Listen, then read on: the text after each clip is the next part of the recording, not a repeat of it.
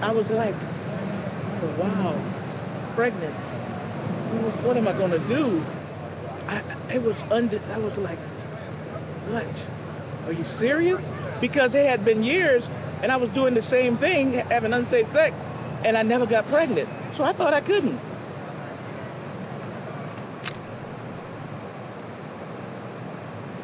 I wasn't even 30 yet. I was almost about to turn 30. And I was in a good place in my life. I was, working and had a good job, and I had just bought a condo, and it was just wonderful. Everything was just going good. Everything was going good. And then that happened. He was from a different state, and he used to just come through because he worked on the train. So I never told him, though. I never said to him. Other people did. And they knew that the child looked just like him. And they used to tell him all the time.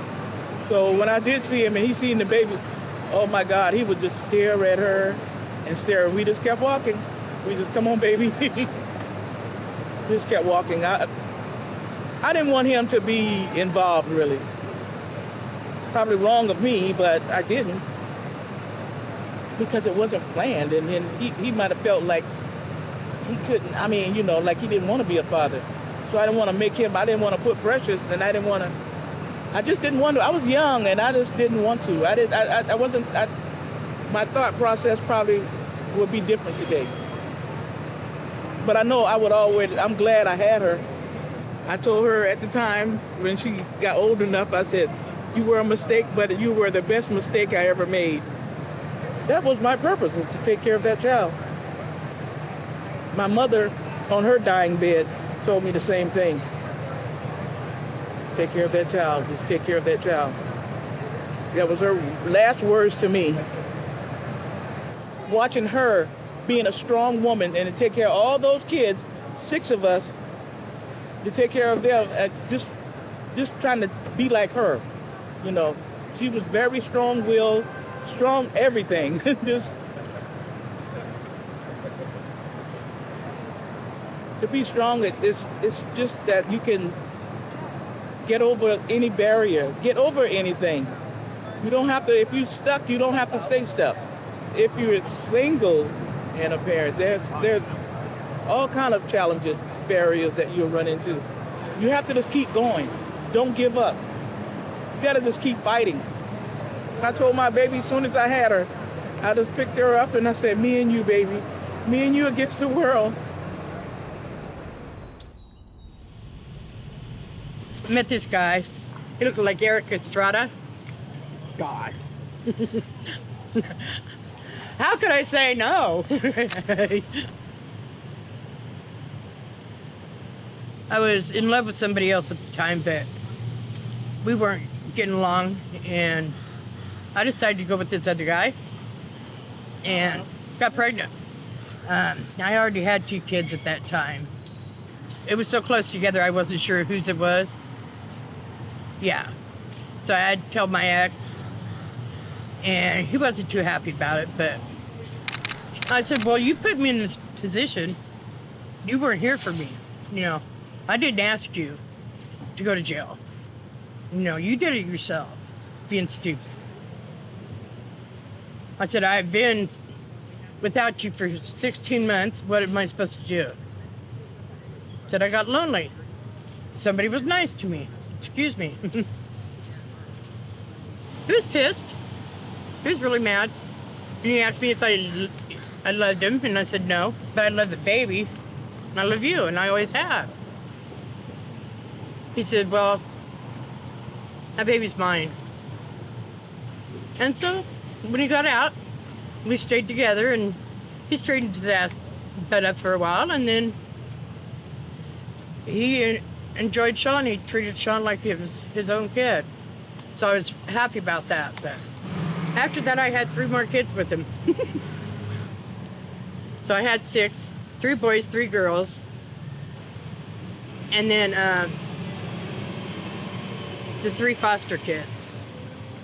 Plus all the other kids in the neighborhood coming over, and I was the mom that everybody wanted to be with.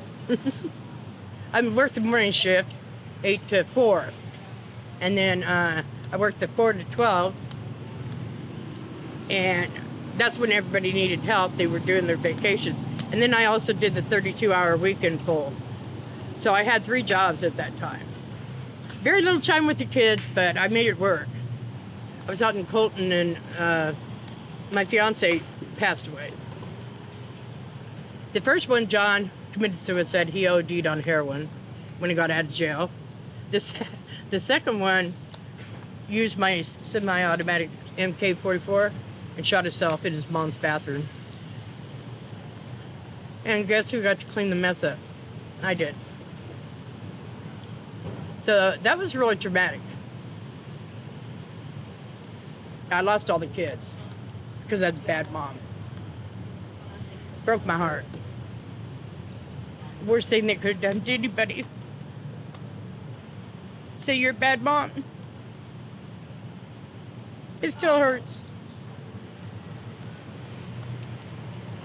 So I got through the years not knowing what was going on with my kids. Not knowing anything about them. They let me see him for the first 6 months, and then they told me no. The counselor I had at the time, she was all for me. She goes, "What the heck, Cindy? What are you doing wrong? You ain't doing nothing wrong, honey." It's been a hard, rough road. But I'm still got a smile on my face and still wondering what God's got for me next, and I know it's going to be good. I'm not sorry. It got me to where I am, you know. I'm sorry for things I lost, the lost times with my kids and stuff like that, but I haven't lost my heart. They can't take that from me. They can't take the heart. I've learned now, being strong is also you got to ask for help occasionally. And you got to let people help you. I was never that way. I wasn't used to that because I had nobody. I mean, I had plenty of people, but nobody I could really rely on except me because I was taking care of the kids. I was so strong about what was best for my children. Although I didn't always make the right choices. I had to get there to get here, you know. And I know the next part of my life's going to be good. I'm just waiting for it to pick up. Now, I don't know who Cindy is, you know, but I'm not changing her too much. I'm trying to get to know Cindy again.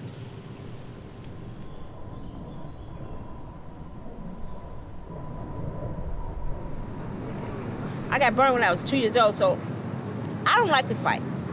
As you can see, my articulation can kick your ass, and I ain't gotta do nothing but sit on the bed. I live in Chicago.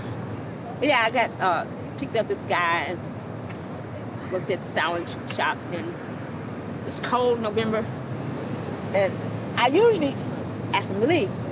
It was cold and I didn't feel like taking him home. And when I think about it, I was more trying to please my mom. My mom didn't like me giving roses to females, so we never got along.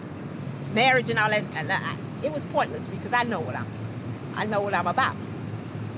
But in that 8 weeks when I first found out, yeah, I called my sister and asked her to go to the clinic with me.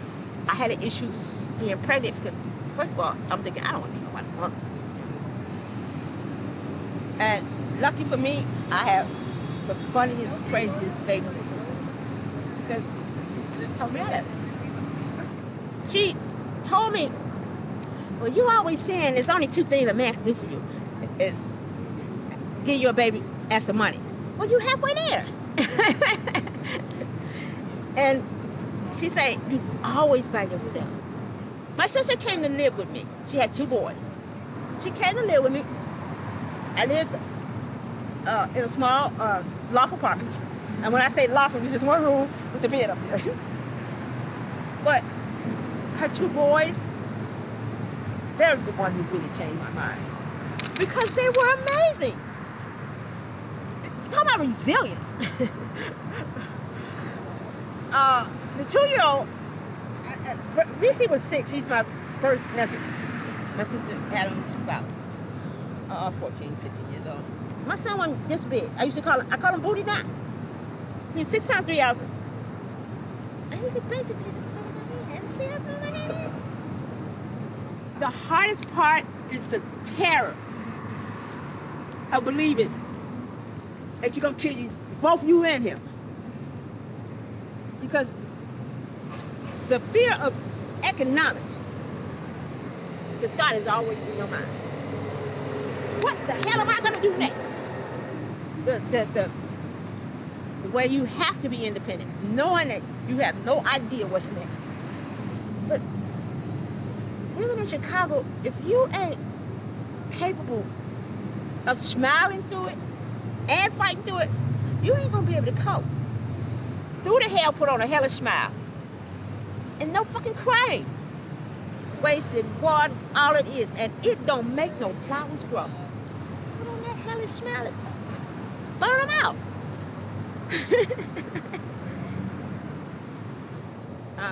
Do I have his picture? Yeah, his name's Winston. He's 34. He just made 34 the 5th of last month. Beautiful man. I love him so much because he's so much me. He has a degree in psychology and computer science. And loves me like a rock. So, unplanned, sure. But the man that I contribute, I figure I've done my deed. See, to be strong, nobody can be strong alone.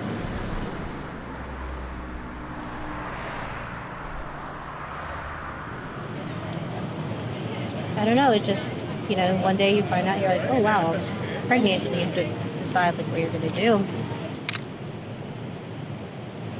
I was married, and actually when I got married, I didn't even think I was gonna have kids, or actually I didn't even think I was gonna get married, so I didn't really have that planned in my life.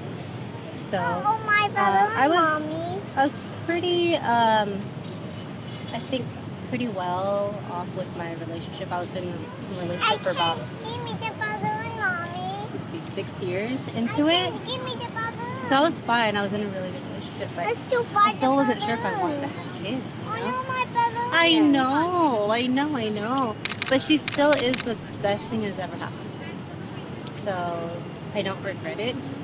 It's hard, but I do believe that you can do it on your own. My mom, she raised us, and she was a single mom of 5 children. I'm a full-time mom. I also have my own side business, and I just try to play the superhero every single day, and I try to balance everything out as much as I can. So yeah, full-time I'll say I'm full-time at work, corporate life, full-time in my own business, and full-time mama. I think parents in general have to be mentally and physically strong, no matter if you're together or not. I think being strong also means finding a really healthy balance for your kids, but making time for yourself. You can't pour from an empty cup. Even if you feel guilty about leaving your child, I think it's important to take care of yourself so that you could be so awesome to this one. These strong ass women out there, I never had a man in my life to actually take care of me. It's always been a woman. My grandma took care of her kids and took care of her 8 grandkids all by herself, and she had like a husband that was abusive and a drunk, and she still had to be there for her kids, She still had to take care of her kids. And like there's so much strength to have to come out into the world and find all the setbacks and everything pushing against you, and then still at the same time finding a way to love and nurture your kids, or finding forgiveness in your heart for the people who have like screwed you over, But there's such an inner strength that they carry, that they're there to just support, even though who's there to support them?